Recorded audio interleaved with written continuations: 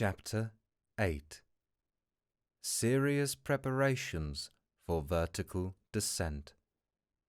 Altona, which is but a suburb of Hamburg, is the terminus of the Kiel Railway, which was to carry us to Belz. In 20 minutes we were in Holstein. At 6:30 the carriage stopped at the station. My uncle's numerous packages, his voluminous impedimenta, were unloaded, removed, labelled, weighed, put into the luggage vans, and at 7 we were seated face to face in our compartment. The whistle sounded, the engine started, we were off. Was I resigned? No, not yet. Yet the cool morning air and the scenes on the road, rapidly changed by the swiftness of the train, drew me away somewhat from my sad reflections. As for the professor's reflections, they went far in advance of the swiftest express. We were alone in the carriage, but we sat in silence. My uncle examined all his pockets and his travelling bag with the minutest care. I saw that he had not forgotten the smallest matter of detail. Amongst other documents, a sheet of paper, carefully folded, bore the heading of the Danish consulate with the signature of W. Christensen, consul at Hamburg, and the professor's friend. With this, we possessed the proper introductions to the governor of Iceland. I also observed the famous document most carefully laid up in a secret pocket in his portfolio. I bestowed a malediction upon it, and then proceeded to examine the country. It was a very long succession of uninteresting, loamy and fertile flats. A very easy country for the construction of railways, and propitious for the laying down of these direct level lines so dear to railway companies. I had no time to get tired of the monotony, for in 3 hours we stopped at Kiel, close to the sea. The luggage being labelled for Copenhagen, we had no occasion to look after it, yet the professor watched every article with jealous vigilance until all were safe on board. There they disappeared in the hold. My uncle, notwithstanding his hurry, had so well calculated the relations between the train and the steamer that we had a whole day to spare. The steamer, Eleonora, did not start until night. Then sprang a feverish state of excitement in which the impatient, irascible traveller devoted to perdition the railway directors and the steamboat companies and the governments which allowed such intolerable slowness. I was obliged to act chorus to him when he attacked the captain of the Eleonora upon this subject. The captain disposed of us summarily. At Kiel, as elsewhere, we must do something to while away the time. What with walking on the verdant shores of the bay within which nestles the little town, exploring the thick woods which make it look like a nest embowered amongst thick foliage, admiring the villas, each provided with a little bathing house, and moving about and grumbling. At last 10 o'clock came. The heavy coils of smoke from the Eleonora's funnel unrolled in the sky. The bridge shook with the quivering of the struggling steam. We were on board, and owners for the time of 2 berths, one over the other, in the only saloon cabin on board. At 1:15, the moorings were loosed, and the throbbing steamer pursued her way over the dark waters of the great belt. The night was dark. There was a sharp breeze and a rough sea. A few lights appeared on shore through the thick darkness. Later on, I cannot tell when, a dazzling light from some lighthouse threw a bright stream of fire along the waves, and this is all I can remember of this first portion of our sail. At 7 in the morning, we landed at Korsor, a small town on the west coast of Zealand. There we were transferred from the boat to another line of railway, which took us by just as flat a country as the plain of Holstein. 3 hours' travelling brought us to the capital of Denmark. My uncle had not shut his eyes all night. In his impatience, I believe, he was trying to accelerate the train with his feet. At last he discerned a stretch of sea.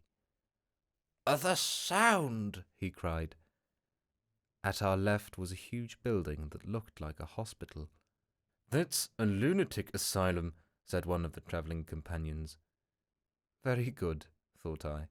Just the place we want to end our days in, and great as it is, that asylum is not big enough to contain all of Professor Liedenbrock's madness.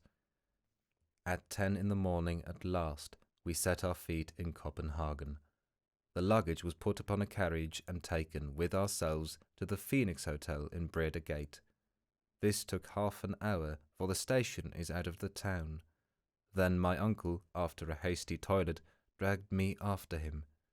The porter at the hotel could speak German and English, but the professor, as a polyglot, questioned him in good Danish, and it was in the same language that personage directed him to the Museum of Northern Antiquities. The curator of this curious establishment, in which wonders are gathered together out of which the ancient history of the country might be reconstructed by means of its stone weapons, its cups, and its jewels, was a learned savant, the friend of the Danish consul at Hamburg, Professor Thomsen. My uncle had a cordial letter of introduction to him. As a general rule, one savant greets another with coolness. But here the case was different. Mr. Thomsen, like a good friend, gave the Professor Liedenbrock a cordial greeting, and he even vouchsafed the same kindness to his nephew. It is hardly necessary to say the secret was sacredly kept from the excellent curator. We were simply disinterested travellers visiting Iceland out of harmless curiosity. Mr. Thomsen placed his services at our disposal, and we visited the quays with the object of finding out the next vessel to sail. I was yet in hopes that there would be no means of getting to Iceland, but there was no such luck. A small Danish schooner, the Valkyria, was to set sail for Reykjavik on the 2nd of June. The captain, Mr. Bjarne, was on board. His intending passenger was so joyful that he almost squeezed his hands till they ached. That good man was rather surprised at his energy. To him it seemed a very simple thing to go to Iceland, as that was his business, but to my uncle it was sublime. The worthy captain took advantage of this enthusiasm to charge double fares, but we did not trouble ourselves about mere trifles. "You must be on board on Tuesday at 7 in the morning," said Captain Bjarne, after having pocketed more dollars than were his due. Then we thanked Mr. Thomsen for his kindness, and we returned to the Phoenix Hotel. It's all right," my uncle repeated. "How fortunate we are to have found this boat ready for sailing. Now let us have some breakfast and go about the town." We went first to Kongens near Torv, an irregular square in which are two innocent-looking guns, which need not alarm anyone. Close by, at number 5, there was a French restaurant, kept by a cook of the name of Vincent, where we had an ample breakfast for 4 marks each. Then I took a childish pleasure in exploring the city. My uncle let me take him with me, but he took notice of nothing, neither the insignificant king's palace nor the pretty 17th-century bridge which spans the canal before the museum, nor that immense cenotaph of Thorwaldsen's, adorned with horrible mural painting, and containing within it a collection of the sculptor's works, nor in a fine park the toy-like chateau of Rosenberg, nor the beautiful Renaissance edifice of the Exchange, nor its spire composed of the twisted tails of 4 bronze dragons, nor the great windmill on the ramparts, whose huge arms dilated in the sea breeze like the sails of a ship. What delicious walks we should have had together, my pretty Virlandaise and I, along the harbour where the 2-deckers and the frigate sleep peaceably by the red roofing of the warehouse, by the green banks of the strait, through the deep shade of the trees amongst which the fort is half concealed, where the guns are thrusting out their black throats between branches of alder and willow. But alas, Gräuben was far away, and I never hoped to see her again. But if my uncle felt no attraction towards these romantic scenes, he was very much struck with the aspect of a certain church spire situated in the island of Amok, which forms the southwest quarter of Copenhagen. I was ordered to direct my feet that way. I embarked on a small steamer which plies on the canals, and in a few minutes she touched the quay of the dockyard. After crossing a few narrow streets where some convicts in trousers half yellow and half grey were at work under the orders of the gangers, we arrived at the Vor Frelsers Kirk. There was nothing remarkable about the church, but there was a reason why its tall spire had attracted the professor's attention. Starting from the top of the tower, an external staircase wound around the spire, the spiral circling up into the sky. "Let us go to the top," said my uncle. "I shall be dizzy," I said. "The more reason why we should go up. We must get used to it. But, come, I tell you, don't waste our time." I had to obey.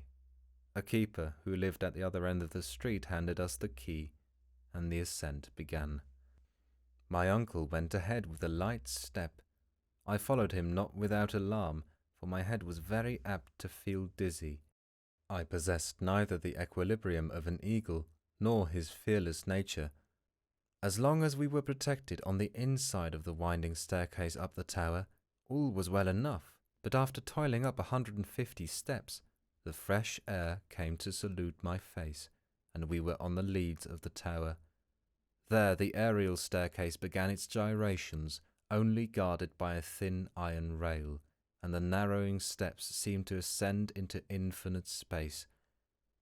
"Never shall I be able to do it," I said. "Don't be a coward. Come up, sir," said my uncle with the coldest cruelty. I had to follow, clutching at every step. The keen air made me giddy. I felt the spire rocking with every gust of wind. My knees began to fail. Soon I was crawling on my knees, then creeping on my stomach. I closed my eyes. I seemed to be lost in space. At last I reached the apex, with the assistance of my uncle dragging me up by the collar. "Look down," he cried. "Look down well. You must take a lesson in abysses." I opened my eyes. I saw houses squashed flat as if they had all fallen down from the skies. A smoke fog seemed to drown them.